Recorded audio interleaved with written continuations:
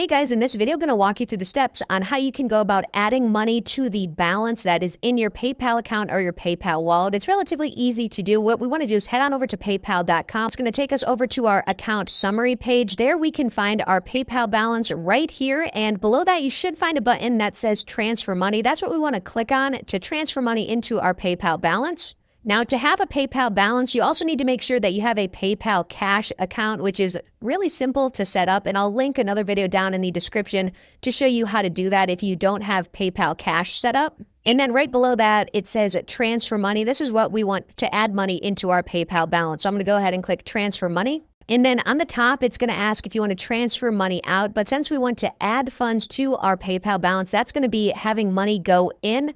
And you just click where it says add money to your PayPal balance right here.